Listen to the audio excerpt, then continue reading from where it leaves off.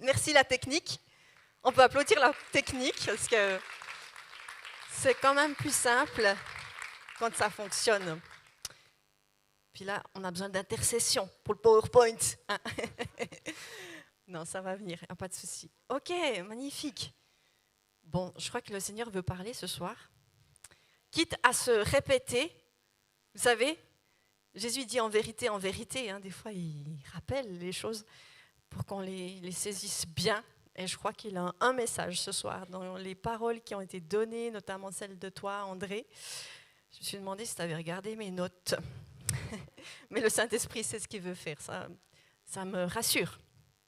Alors, bienvenue à chacun et bienvenue dans la maison du Seigneur.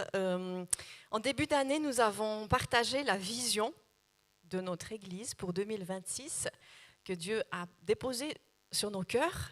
Et puis, en 2 phrases, c'est « Nous voulons être une Église des profondeurs et nous choisissons l'amour de la vérité en cultivant l'honneur ». Donc, on vous parle beaucoup de l'Église, de l'investissement dans l'Église, d'être dans l'Église, de faire partie du corps, etc. Et puis, je sentais que l'Esprit voulait nous amener, enfin, ce soir, nous encourager à parler de l'Église. Parce qu'on pourrait se dire, bon, pourquoi autant de bruit pour l'Église? Pourquoi le pasteur il nous dit de venir à l'Église, que c'est important d'être attaché, d'être planté, etc. Et ce soir, je vais vous parler de l'amour de Christ pour l'Église. Il y a un verset que je pense que c'est le verset le plus connu dans le monde évangélique.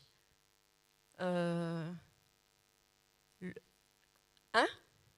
3,16. Qu'est-ce qu'il dit, Jean 3,16 ?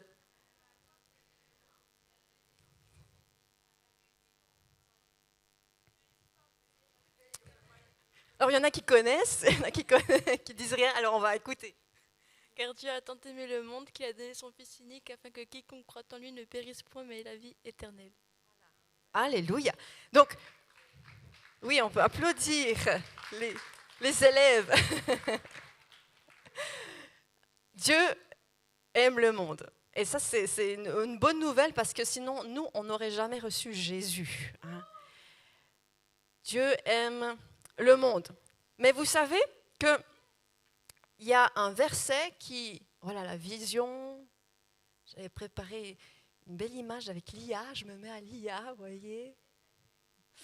Et puis, il y a un verset dans Ephésiens 5, 25, en fait, le contexte de Paul, il parle de l'ordre divin dans la famille. Il parle des maris, comment être avec leurs femmes, des femmes, comment être avec leurs maris, des enfants.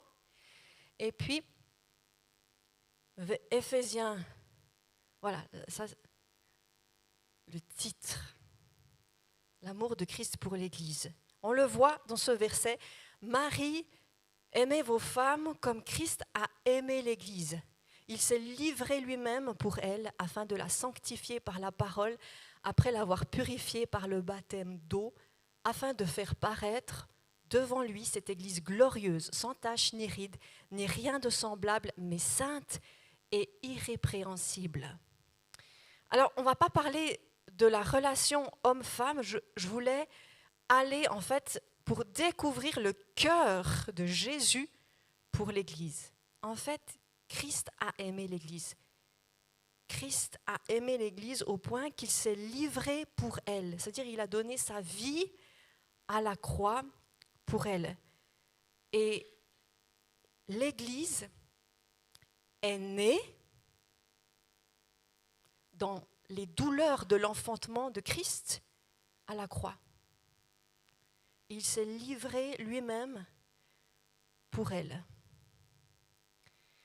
Quand Jésus est décédé, Jean 19, 34 nous dit qu'ils n'ont pas rompu ses os, parce qu'en fait il était déjà mort, contrairement aux 2 autres crucifiés à côté de lui.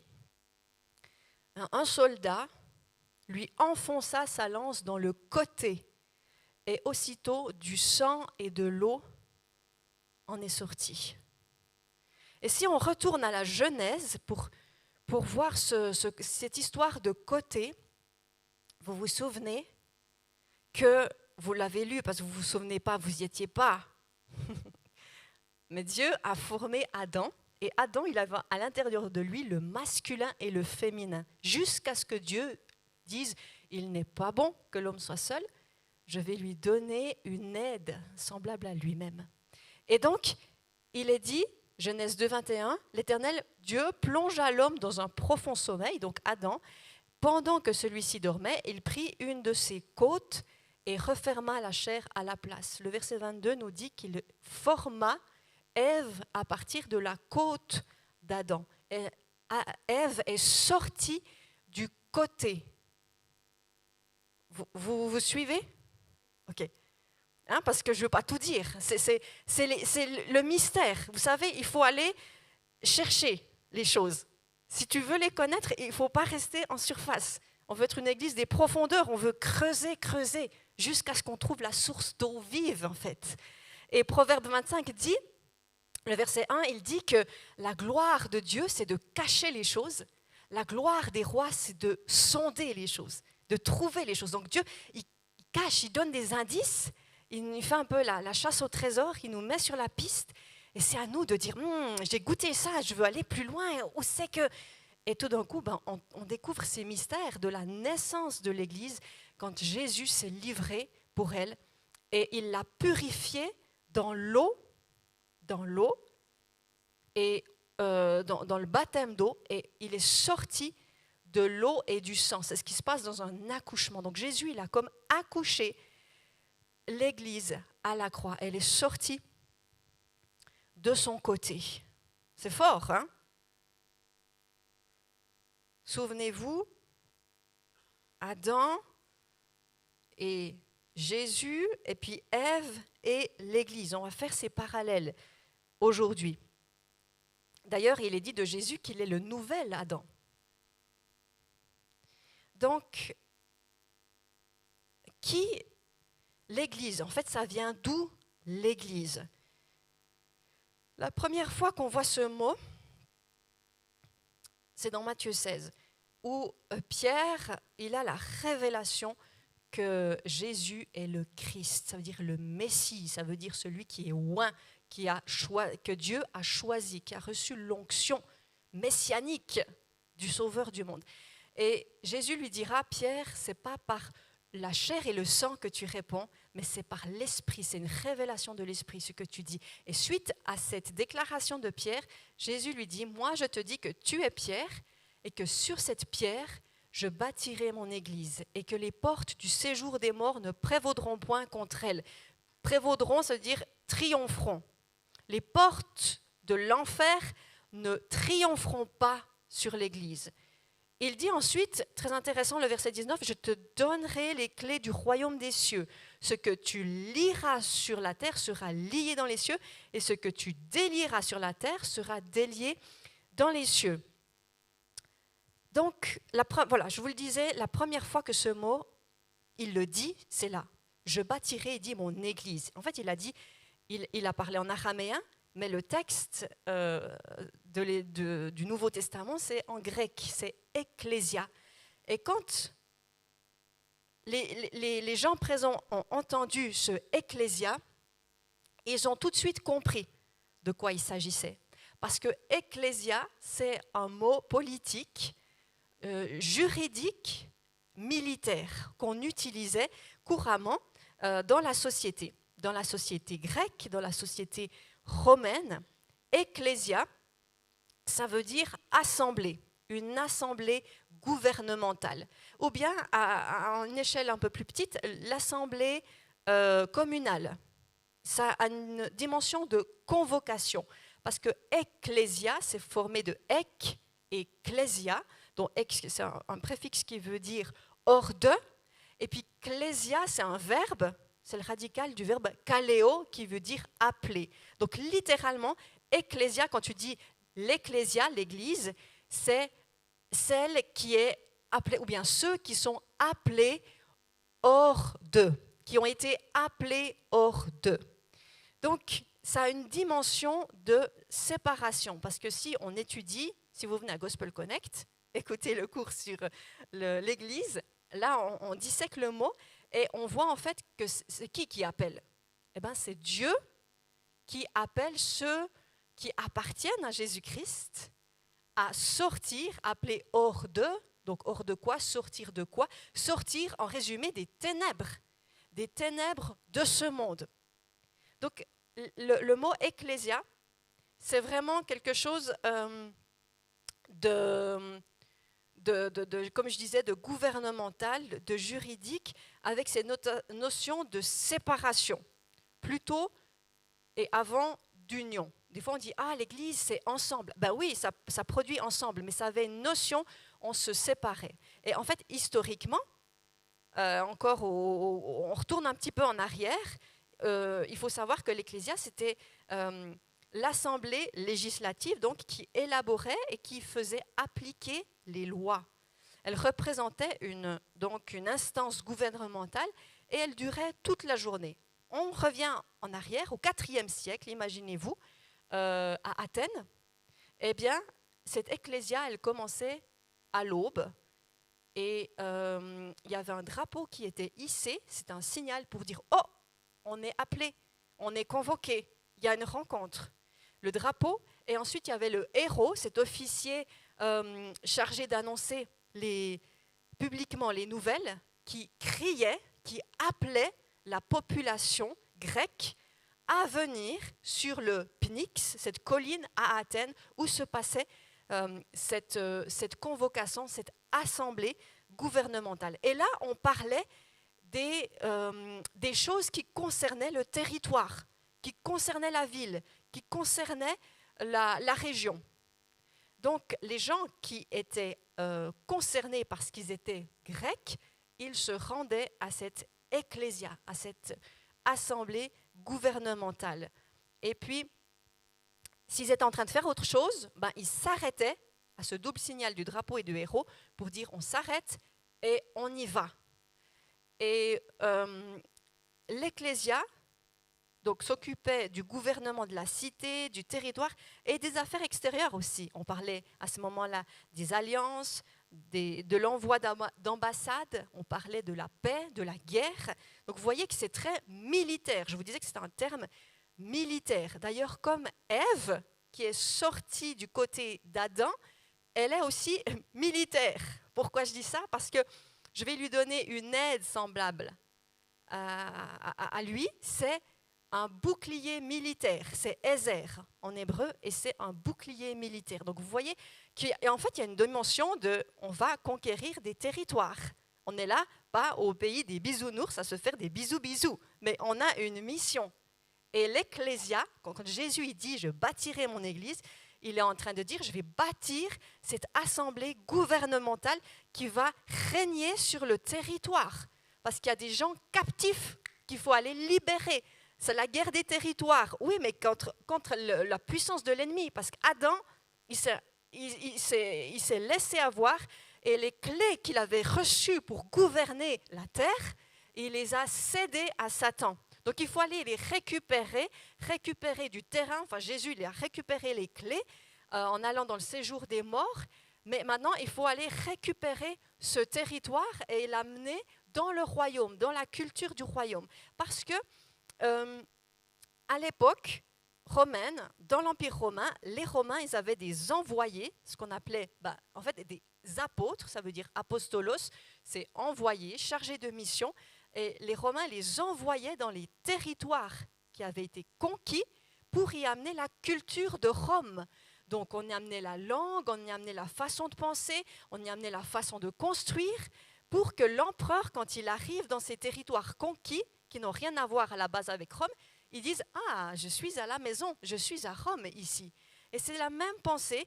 Dieu, il veut amener son royaume partout, dans toutes les zones de la société, pour transformer ce territoire. Et puis, alors, si on revient à Ecclésia, quand vous venez à l'église, c'est un petit peu comme ces Grecs au signal du héros et du drapeau qui allaient je vous parlais que c'était cette notion de se séparer. Vous êtes venus ce soir, ça veut dire qu'à un moment donné, dans la journée, vous avez dit « Ah, ce soir, il y a l'église, il y a l'ecclésia. Ah, en fait, vous avez reçu une convocation. pas du pasteur, mais de Dieu. C'est Dieu qui appelle, ce n'est pas le pasteur. Le pasteur, il encourage, il dit, n'oubliez pas, nous sommes les héros. Donc, ce n'est pas héros héroïque, héroïne, hein, c'est héros. Ça s'écrit comment, héros? Merci. Donc, c'est celui-là hein, qui appelle, qui dit, hé, n'oubliez pas, on a rendez-vous. On a un message du Seigneur qui va nous être transmis. On doit discuter des affaires du royaume. Et c'est ce qu'on fait. On ne discute pas de l'Empire romain, enfin, ou grec, ou je ne sais pas quoi. Ou on ne discute même pas de loisirs en soi. Mais on est là pour s'occuper des affaires de notre Père. On est là parce qu'on a une mission. On n'appartient pas au royaume de ce monde, mais au royaume céleste. On est citoyen des cieux. Et Dieu, il a dit chercher le royaume de Dieu. Donc on parle du royaume ensemble. Donc c'est une notion de séparation. À une heure précise, je disais, vous avez arrêté ce que vous faisiez. Peut-être vous aviez commencé un film, peut-être vous étiez dans un repas de famille, et tout d'un coup vous dites, ah mais c'est le temps. Et je vais me séparer de ce que je fais, de ma semaine dans le séculier, pas dans le sens qu'on fait des choses la semaine puis des autres choses le dimanche. Mais c'est ok, on a des choses... routines qu'on fait naturellement, c'est normal, et elles sont bonnes, et puis on dit maintenant on arrête parce qu'il y a autre chose, et on est convoqué. Vous avez été convoqué de la part de Dieu ce soir, et merci pour lui parce que vous avez répondu à l'invitation. Ça c'est le mot ecclésia. Donc, c'est à plat. Hein? On aurait pu mettre ma prise. Ah, ok. Bon, alors... vous prendrez note. Hein. Donc, on était dans Matthieu 16, versets 18-19, où il est dit, il y a deux mots que j'avais mis en gras.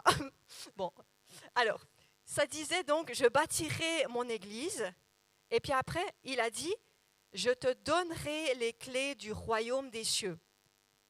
Église, royaume, moi ça fait boum, hein, je les ai vus sortir. Et puis, Église royaume. Déjà, j'ai failli partir sans mes notes. J'avais préparé mon dossier, mais je n'avais pas mis ma feuille dedans. Puis arrivé encore à la maison, hein, j'ai dit, oh, j'ai oublié. Alors il a rigolé, David, il a dit, oh, ça aurait été trop beau. Je ne serais pas revenue à la maison pour te les chercher. Tu vois. Alors on est presque un peu sans le PowerPoint, on est un petit peu comme ça, donc on doit aller dans l'esprit, hein, c'est bien. Donc, voyez le lien entre l'Église et le royaume. Je bâtirai mon Église, dit Jésus, et je te donnerai les clés du royaume des cieux. À qui, ma question à vous, à qui est-ce que les clés du royaume de Dieu, le royaume des cieux, c'est le royaume qui appartient à Dieu, sont données? À qui sont données les clés du royaume? Allez, à l'Église, ça c'est la bonne réponse. À l'Église, je te donnerai les clés, ce que tu liras sur terre sera lié dans le ciel, ce que tu délieras sur terre sera délié dans le ciel.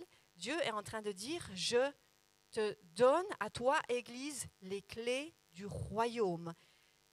C'est hyper important parce que des fois, il y a une confusion entre l'Église et le royaume. Et on dit, ah non, mais moi, je travaille pour le royaume de Dieu, c'est le royaume de Dieu. Et puis, on est là, mais l'Église, on ne sait pas trop à quoi ça sert. Eh bien, vous allez le savoir ce soir, le royaume, l'Église, hein, c'est le corps dirigeant qui gouverne le royaume de Dieu. C'est donc l'Ecclésia, donc cette assemblée de ceux qui appartiennent à Jésus, qui ont été établis par le roi Jésus pour s'occuper de son royaume sur la terre. Voyez-vous le lien entre l'Église, ce corps dirigeant, c'est le gouvernement du royaume. Le royaume, c'est l'ensemble de l'activité rédemptrice de Dieu par Jésus-Christ dans le monde. Quand Jésus dit « le royaume des cieux est à portée de main », les malades sont guéris, les sourds entendent, c'est les manifestations de Dieu. Ça, c'est le royaume. Mais ces manifestations, elles sont possibles et elles partent de l'Église, en fait. L'Église, elle enfante, l'Église, elle libère, l'Église, elle a reçu l'autorité pour influencer toutes les sphères de la société, toutes les sphères qui sont à l'extérieur. Donc, nous sommes, comme les Romains, en fait, nous sommes des envoyés par Dieu pour amener la culture du royaume et du centre du gouvernement de l'Ecclésia va couler un fleuve, voilà, vers l'extérieur, parce que nous avons reçu de la part de Dieu les clés, ça veut dire une autorité pour toucher toutes les sphères de la société. Matthieu 16, 18.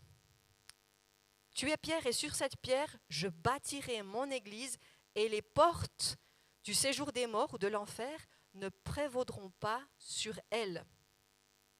Je bâtirai mon église.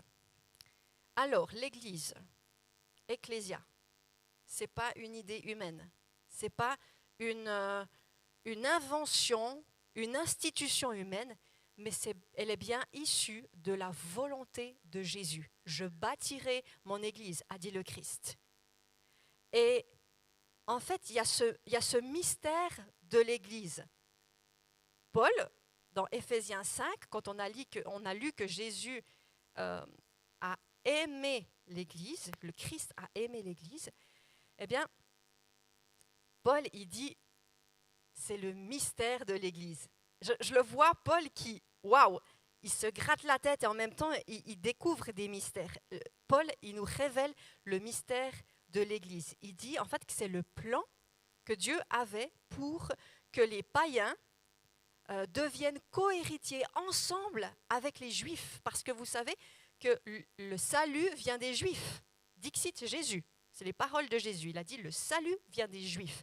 Dieu, il s'est choisi un peuple par lequel il passerait et par lequel il amènerait tous les fils et les filles, tous les dispersés auprès de lui. Toutes les nations sont appelées à venir à Christ.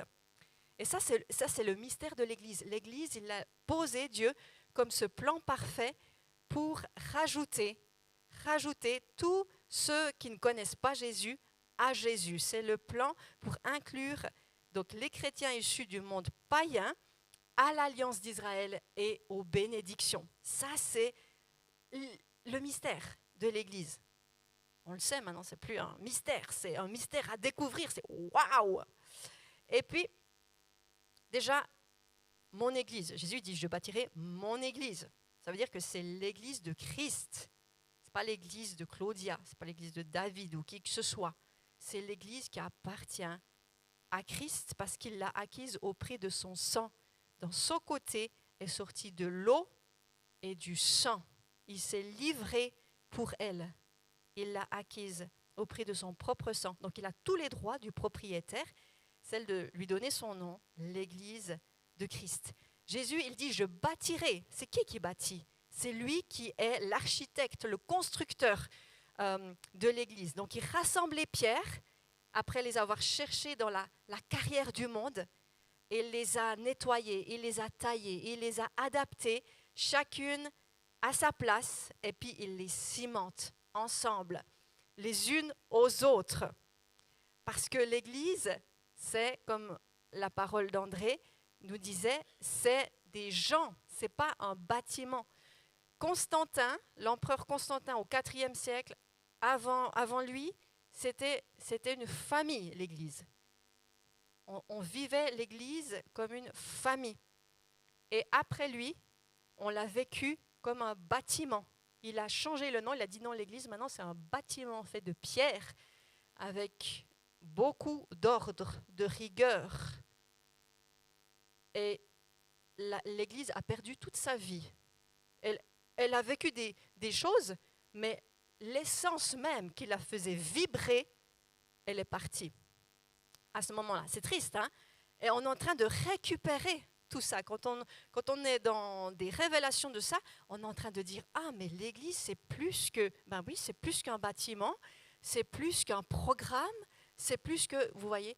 Donc, il y a eu un shift au moment de Constantin, où il a, en fait, volontairement coupé l'Église de sa sève, ça veut dire de ses racines juives. Il ne voulait plus rien avoir à faire avec le judaïsme. Alors que l'Église, ses racines, son fondement, c'est Christ, c'est les racines hébraïques. Donc, il y a un truc qui est bien dans ce verset de Matthieu 16, 18, les portes du séjour des morts ne prévaudront pas contre elle, sur elle, ne triompheront pas. Souvent, on l'a dit, waouh, l'Église va être attaquée, mais la bonne nouvelle, c'est qu'elle va résister parce qu'elle est sur le rocher, qui est Jésus. D'accord.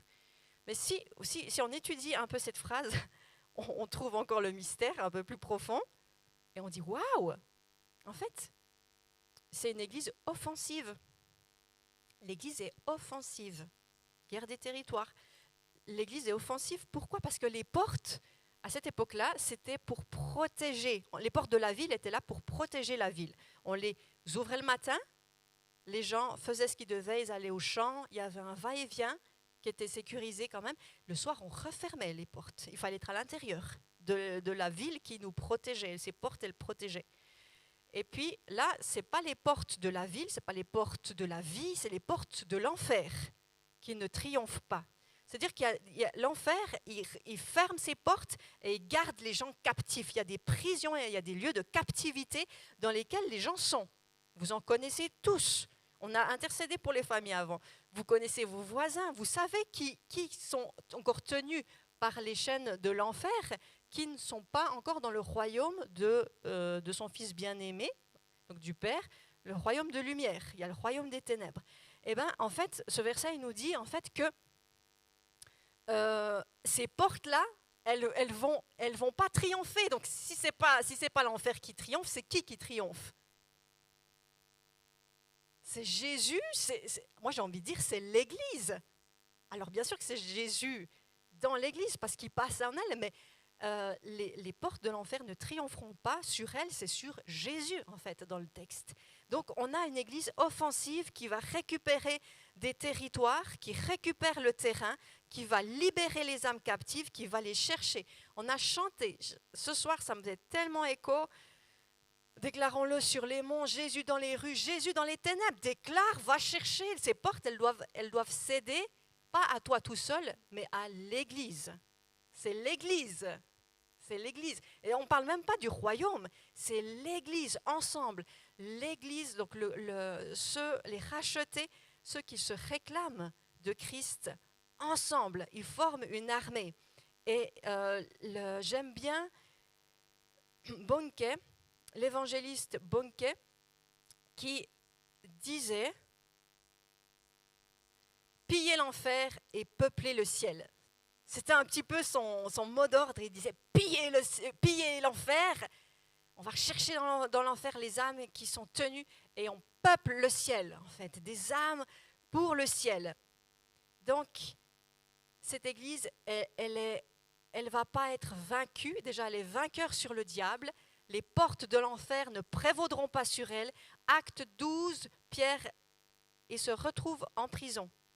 Le texte dit « Mais l'Église priait ardemment pour lui. » Mais l'Ecclésia priait ardemment pour lui. Qu'est-ce qui se passe ? À ce moment-là, les 2 chaînes qui le retenaient, elles sont lâchées. Lui, il a cru être dans une vision, dit la parole. Et en fait, c'était la réalité. Il a vu un ange venir et il lui a dit « Lève-toi, mets ton manteau ». Alors, il est sorti, il s'est levé et avec l'ange, il l'a suivi dans la prison. Ils sont passés devant les postes de garde jusqu'au moment où il est passé devant les portes de fer qui donnaient sur la ville. Et là, il est dit dans la parole, la porte s'est ouverte toute seule. Mais toute seule, mais il y a eu l'Ecclésia qui a fait son job, n'est-ce pas ? L'Ecclésia, elle s'est levée, elle a intercédé. L'Ecclésia, elle a reçu les clés du royaume des cieux pour lier, pour délier. Et c'est ce qui se passe en fait. Les portes de l'enfer ne prévaudront pas sur l'Église. Pourquoi elle est victorieuse ? Parce qu'elle est établie sur le rocher. Et quand on est sur le rocher, on est solide, on est dans de la profondeur. Le rocher, le sable, d'abord, c'est la première couche. Après, tu creuses jusqu'à ce qu'il y ait la profondeur, le socle solide. Éphésiens 2, 20, je terminerai par ce verset. Vous avez été édifiés sur le fondement des apôtres et des prophètes, Jésus-Christ lui-même étant la pierre angulaire. Ça veut dire que Jésus, c'est le rocher sur lequel l'Église, elle est construite. elle est bâtie. C'est Jésus qui est l'architecte, mais il va demander, on verra ça la semaine prochaine, à ses disciples qu'ils fassent l'œuvre guidés par le Saint-Esprit. C'est eux qui vont mettre les choses en place, qui vont aller, qui vont... Jésus se retire, comme David disait, et puis il laisse la place au Saint-Esprit. C'est magnifique. Habiter dans le corps des croyants. Et cette église, elle est là et elle change le territoire. Alors, est-ce que je peux vous demander de vous lever? C'est en manière prophétique pour dire, nous sommes l'église et on veut vraiment recevoir ce mandat de Jésus. Et je veux aussi prier pour ceux qui sont en guerre avec l'Église, parmi nous, qui ont vécu des déceptions, qui ont cru des mensonges sur l'Église, qui ont eu de la déception, et puis du coup qui ne peuvent pas entrer dans cette course-là, et qui ne peuvent pas entrer dans ce combat. Je veux prier pour les personnes qui, en fait, luttent contre l'Église. Alors, tu vas perdre si tu luttes contre l'Église. Si tu n'es pas avec le corps, tu perds. Tu perds parce que tu te retrouves de l'autre côté des portes de l'enfer, tu vois. C'est gore, ce que je dis. Mais c'est dans un camp ou dans l'autre, en fait. Et l'Église, elle veut être ensemble. Celui qui lutte pas pour l'unité, il lutte pour la division. Il n'y a pas de chemin au milieu. Il n'y a pas de no man's land. No man's land. Il n'y a pas de zone neutre au milieu. C'est d'un côté ou de l'autre. Alors, Jésus, merci parce que c'est toi qui as instauré l'Église et nous voulons dire par ta grâce que nous sommes ton Église. Merci pour les clés que tu nous as données. Merci pour l'autorité que tu nous as déléguée. Ce n'est pas pour se flatter, mais c'est pour aller conquérir. Merci parce que cette Église, elle est sortie dans cette douleur de la croix. Tu l'as accouchée parce que c'est une réponse pour le monde. Nous voulons nous tenir humblement sous la main du Seigneur, comme en étant OK avec le fait d'être une réponse pour ce monde. Merci pour les territoires dans lesquels tu nous amènes pour pouvoir les conquérir pour ton royaume, pour aller libérer les captifs, pour aller guérir les cœurs brisés. Seigneur, merci pour ton œuvre parfaite qui est agissante en nous. Je veux prier pour toutes les personnes qui sont en guerre avec l'Église à cause de déception, à cause de fausses croyances, à cause de blessures. Seigneur, pardon pour tout ce qui a été promu, déclaré et qui était faux, qui n'était pas en accord avec l'Église et qui a donné des fausses images de l'Église, Seigneur. Pardon pour l'Église qui ne s'est pas levée quand elle devait, qui n'a pas pris cette place-là dans la société, Seigneur. On veut te demander que tu puisses guérir chacun des cœurs qui est comme pas à l'aise avec l'Église, afin que chacun puisse rentrer, chacun soit compté dans ton cheptel, en fait, Seigneur, dans ton troupeau, parce que quand il en manque une, tu vas chercher, tu laisses les 99 autres et tu vas chercher celle qui est perdue. Alors Seigneur, moi je veux réclamer ce soir, dans cette première partie de ce message, que ton troupeau soit complet, Seigneur. Que chacun soit là, Seigneur, parce que dans l'Église, tu as besoin de chacun. Chacun a sa place. Le nourrisson, le bébé spirituel, il a sa place. Il est précieux. Toutes les générations sont précieuses. Seigneur, on veut laisser ton corps vraiment être complet, Seigneur. Rajoute ceux qui doivent, afin, Seigneur, que nous puissions être cette Église glorieuse, forte, triomphante sur les portes de l'enfer, Seigneur. Merci pour ce mandat. Merci parce que tu nous appelles ensemble en tant qu'Église locale à nous tenir, Seigneur, dans ta présence. Et quelle grâce, Seigneur, quelle grâce de t'avoir pour roi à la tête. Jésus, c'est ton Église, c'est toi qui es le berger de ton peuple, c'est toi qui es le lion de la tribu de Juda, Seigneur. C'est toi que nous suivons selon Apocalypse qui dit « Et ils suivent l'agneau partout où il va ». C'est toi qui marches devant nous. Jésus, que ton nom soit béni dans l'Église et continue ton œuvre parmi nous pour ce que tu veux libérer, délivrer et faire dans cette région Au nom de Jésus, ta bénédiction, elle est sur notre Église. Nous l'accueillons et nous sommes reconnaissants pour ça. Amen. Amen.